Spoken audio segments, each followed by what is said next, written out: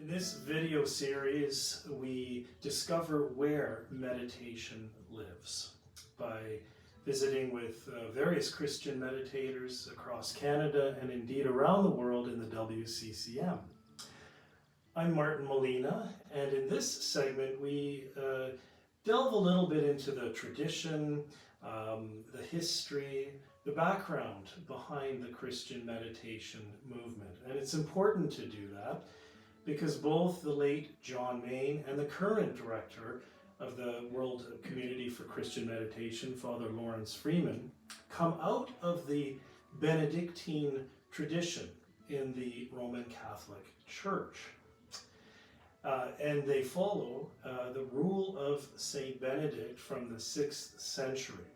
Fast forward to the 21st century, and we encounter Benedictine oblates of the WCCM across Canada and, yes, around the world.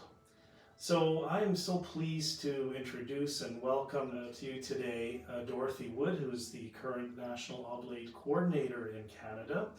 And thank you for joining me. We both live in Ottawa, so it's a pleasure to do this in person. These interviews have always been done on Zoom, so this is kind of fun. We're actually in the flesh here. So, Dorothy, before we explore maybe the meaning of being an oblate, tell us something about your journey with Christian meditation, and especially I'm interested in who accompanied you on this journey. Okay, well, you're asking me to go back quite a ways. I would say my first introduction to Christian meditation was probably in the 1970s. And it was through, this might cause confusion to some people, but it was through an oblate of Mary Immaculate. So the Oblates of Mary Immaculate are a religious order within the Catholic Church. Some of you may have heard of the Oblates of Mary Immaculate because they were founders of the University of Ottawa, for instance, and were the chief missionaries, I would say, in the north at least, and certainly in Western Canada.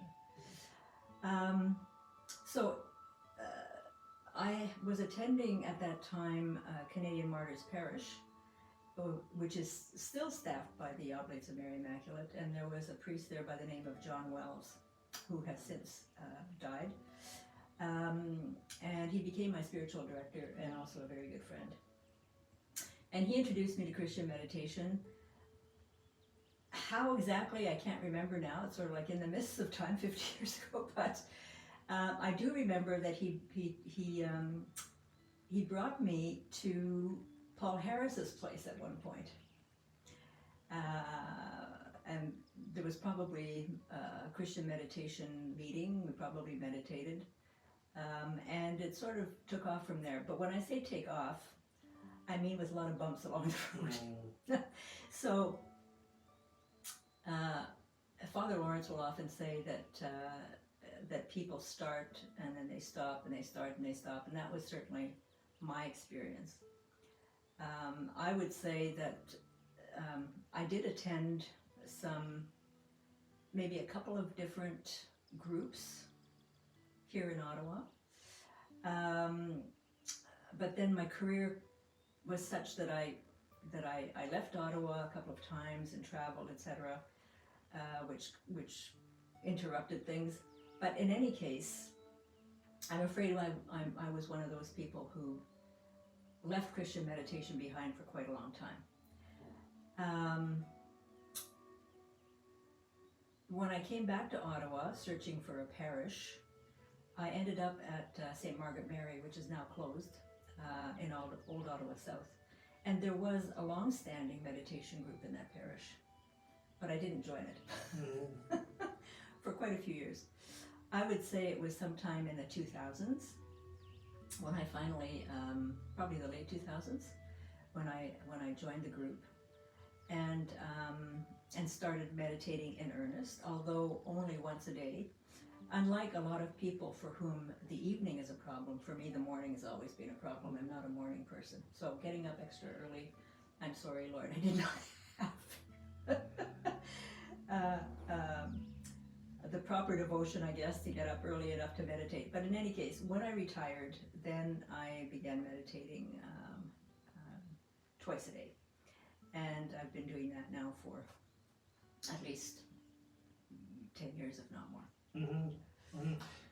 So, who has accompanied me? Well, I would say John Wells in the beginning introduced me, but after that, as I was mentioning, it was hit and miss. And I would, there was no single person, I don't think. But I became acquainted with the community, obviously, and I think it was just the example of other people around me, other meditators around me. Mm-hmm. It's the community. Yeah. My impression listening to you is that the tradition and the church in its various expressions has been a source of accompaniment, of support for you on your journey in a community sense. For many people today, the church can be a block to the path of Christian meditation or the contemplative life. Mm-hmm. Now, to be a member of the Christian meditation community, you don't need to be an oblate. No. But in order to be an oblate, do you first need to be Catholic? No. What? Really? Why? No. That doesn't make sense. You don't need to be an oblate. Oh. You don't need to be. Catholic? You don't need to be Catholic to be an oblate. So, as a Lutheran Yes, pastor, I can be a Benedictine oblate of the WCCM? absolutely. Okay, the last question will be how one can get more information if they're interested in. Yeah. But before we go there, Would you like me to say more about that? yeah, tell me about this relationship between being an oblate and where do you think this is evolving in the Canadian Christian meditation community, or Well, just to finish answering that first question, it may be surprising. I thought at first that it was just a WCCM, because a WCCM is a very inclusive organization, group, community, that doesn't look at denomination, right? And so I thought that was the same aspect going into the oblates of the WCCM. For example, this was reinforced when I went last September to the 5th International Oblate Congress in Rome. 10 of the oblates there were Anglican, including an Anglican priest. But then I discovered an author several years ago of whom you may have heard, called Kathleen Norris, who's wonderful. Who's written The Cloister Walk and Achadia and Me, and she was raised thoroughly in a Protestant tradition, not an Anglican tradition, and she is an oblate. Attached to a monastery, not the WCCM, but attached to a brick and mortar monastery in the United States. So yeah, it's fully possible.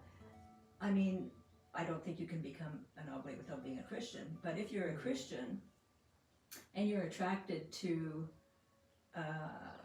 Saint Benedict, to his charism, to what he presents in the rule, then there's no reason why you could not become an oblate. Because really, when you look at the rule, they're just basic Christian principles. I mean, Benedict was the 6th century. We were all one church in those days.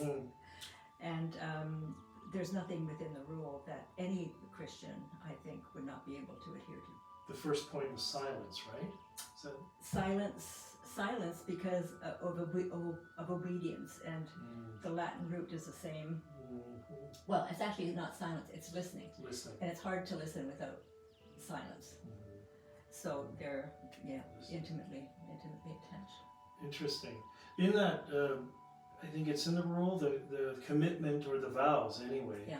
Speak a little bit about making vows and what that means in the community, but because making a promise is important to this culture. Yeah. What does the conversion of life mean? What does it mean when you make a commitment to conversion of life? The commitment to conversion of life, once again, is something that when you examine it, it's something that every Christian or anybody on a spiritual path would be committed to, hopefully. because really what it means is trying to be a better version of yourself today than you were yesterday. Getting up earlier in the morning, maybe. Perhaps, yes. We all do our best, and it's an illusion to think on a spiritual path, whether it's a Christian path or any spiritual path, that one stands still. One either regresses or one goes forward. It's not necessarily hugely evident. We're not talking about huge steps forward or backwards. But it's very hard, if not impossible, to just tread water. And so conversion of life means in a deliberate fashion, trying as much as possible to just live a better life, a more Christian life, and a life more in tune for oblates to Benedictine principles. So things like humility, hospitality was huge for Saint Benedict, compassion for the poor, for children, for the elderly, concern about inclusivity and equality. In St. Benedict's time, there were still, he was writing just at the end of the Roman Empire, so he had people in his monasteries who were from rich families or who had been slaves, and it was important for him that everybody be treated in exactly the same fashion. So all of those things are important for us to put into practice in our everyday lives. I'm listening to a list of values. Now, I can't speak for every progressive Christian out there, but for myself, I'm resonating with those values of inclusivity, of equality, of compassion, of hospitality. You've mentioned a few others. I'm resonating with all those values. Well, we've crunched the numbers last night again just to keep tabs on how many oblates are there in Canada. Most, I learned, are living in the Montreal, Ottawa, Toronto corridor, and what are we at, 56 or so oblates in Canada? What do you envision the future of the oblate community in Canada? I have no idea. What would you like to see for this community? Because they're all, many of them are aging, are elders in the Canadian Christian meditation community. So where's this going, do you think? Well, really, I have no idea. But what I would say is that Canada was among the first, if not the first place where Benedictine oblates within the WCCM actually took root. Here and in Britain, because of course John Mayne started out in England and then was invited to establish a priory in Montreal. And under Lawrence Freeman, of course, it's expanded exponentially, both the WCCM as meditators and also oblates within the WCCM. So we are an old community, and I kind of see it. I mean, it's difficult to see it this way, but I think it's true. It's sort of like in neighborhoods. You have older people who die or leave, and you have gradually new families that come in, and there's a cycle. So I'm thinking that maybe we're in the midst of some kind of cycle like that. It's sort of like the church. The church at the moment is vibrant in the south, is having real problems in the north. So it may be that the oblate community in Canada is going to be going through a dying process before it can renew itself again. What I'm looking at is, first of all, you have to be a meditator. Some people sort of go online and they have a look and they say, oh, that looks really interesting, and they get in touch with us. One of the first questions is, are you a meditator? If they say no, we will say, before you can be considered to be a candidate for the Oblate Path, you need to establish a solid meditation practice. And we'll probably, Lawrence recently said at least a year. At least a year. Because unlike other Benedictine Oblates who make promises to actual communities and brick or mortar monasteries. One of the fundamental charisms, and we don't make this as a direct promise, but it's implied that meditation has to be part of your everyday practice, twice a day meditation. So I think there's hope in meditation in schools. I think that's where, you know, the next crop of meditators, hopefully, is growing up. And from those, some may be attracted to the Oblate Path. My experience is that, at the moment anyhow, most people who inquire, most meditators who inquire about becoming Oblates are not young.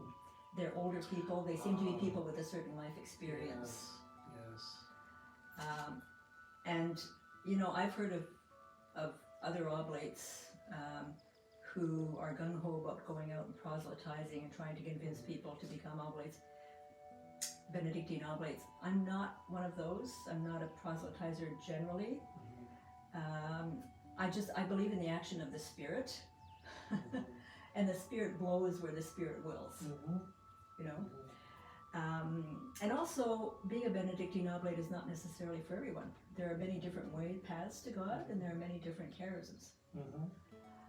And so, I think we need to have faith that the Spirit knows what you know, and be open certainly to helping out. Like for instance, I've been invited by Julie Meakin, who is the leader of a group near Toronto, and who has a meditation group on Wednesday afternoons, I think, to come and speak about Benedictine Oblates. So obviously I won't turn that down. No. Right? No. And I'll probably, you know, suggest to the Lunch and Learn committee at my parish, who are always looking for topics, that Christian meditation might be a topic, and also Benedictine Oblates within the WCCM. So there are opportunities like that. But I'm not terribly fussed about it. I think whatever cycle we need to go through, we'll go through. It's sort of like the aging population in Canada, right? I mean, we live and we deal with what we have, and I think we just allow the Spirit of God to have new flowers bloom, if you like, when it's appropriate. You've used the word charism, a spiritual gift, a certain gifting that God has given you. Well, you've certainly gifted us. I'm feeling very inspired and hopeful, actually, by your words. Thank you. So let's say I've been meditating a year with a practice of commitment twice daily. And if someone is doing that and they were wanting to know more, what can they do to start on the more intentional path to become an Oblate? That's easy. They get in touch with me. Okay, Dorothy Wood, you've got an email address? I do. Okay, well, we'll check that on the website. You can look on the community section and find Dorothy. You lead a couple groups in Ottawa, don't you? I lead one online. So you can find contact information. Is there a spot on the website for Canadian Oblates? I'm sure there is. If not, on the Canadian, on our website. Oh, that's a good question. We'll I'm not sure. Coming to a website near you. Check it out in the next little while. We should have a bit of a link there. Thank you, Dorothy Wood, for being in conversation with me, and to our listeners and watchers for learning a little bit about where meditation lives. Thank you for the invitation.